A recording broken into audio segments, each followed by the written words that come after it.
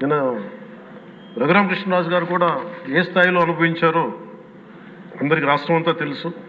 కానీ చాలా పెద్ద మనసుతోటి ఆయన వస్తే చాలా మనసు విప్పి నవ్వుతూ మాట్లాడడం చాలా ఆనందం కలిగించింది. మీ నుంచి మేము నేర్చుకోవాలి. ఎంత అంటే దాడి చేసిన హాని చేసిన మీ పెద్ద మనసుకి సభాముఖం మీ అందరికీ మీకు ప్రత్యేకించి మీకు ధన్యవాదాలు చెప్తాను.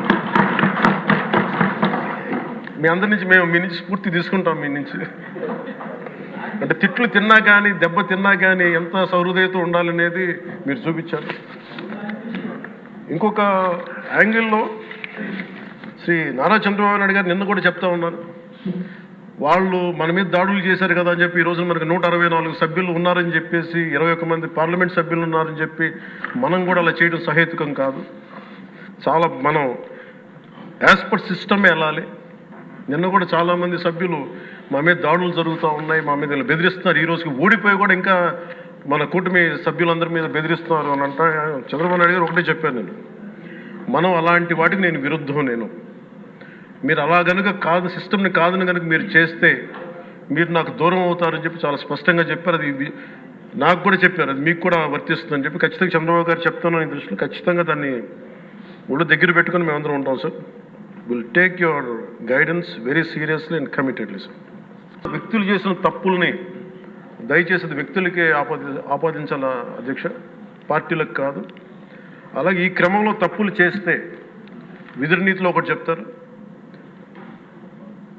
ఒక గ్రామం కోసం ఒక కుటుంబాన్ని, ఒక కుటుంబం కోసం ఒక గ్రామం కోసం ఒక కుటుంబాన్ని, ఒక రాజ్యం కోసం ఒక గ్రామాన్ని వదులుకోక తప్పదు. అలాగే నాలాంటి వాడు కూడా తప్పులు చేసిన అధ్యక్ష చాలా నిస్సందేహంగా నాలాంటి వాడిని కూడా శిక్షించాలి అధ్యక్ష. అలాంటి బలమైన సంకేతం ప్రజలకు పంపించాలి అధ్యక్ష. మేమందరం కూడా తప్పు ఎవరు చేసినా అది మనమే దాన్ని ముందుకు తీసుకెళ్ళకపోతే, నేను కూడా దీనికి సంసిద్ధంగా ఉన్నాను. నా ద్వారా ఏదన్నా తప్పులు జరిగినా, అవకతవకలు జరిగినా నా మీద కూడా చర్యలు తీసుకోవాలి. అది let it be any kind of issue sir. అది నేను ముందు నా వంతుగా నేను మీకు తెలియజేస్తున్నాను. I will be liable if I do any mistake as long as I hold this responsibility. అందుకని అందరం కూడా మేము దీన్ని స్ఫూర్తిగా తీసుకొని గౌరవ ముఖ్యమంత్రి శ్రీ చంద్రబాబు గారికి మీ అపారమైన అనుభవం రాష్ట్రానికి చాలా అవసరం. మేము మీకోసం అహర్నిశలు ఈ రాష్ట్రాన్ని తిరిగి గాడిలో పెట్టే వరకు మేము ఎప్పుడు కూడా మీ కనసాయిగల్లో పనిచేస్తాం అని తెలియజేసుకున్న గౌరవ ముఖ్యమంత్రి గారికి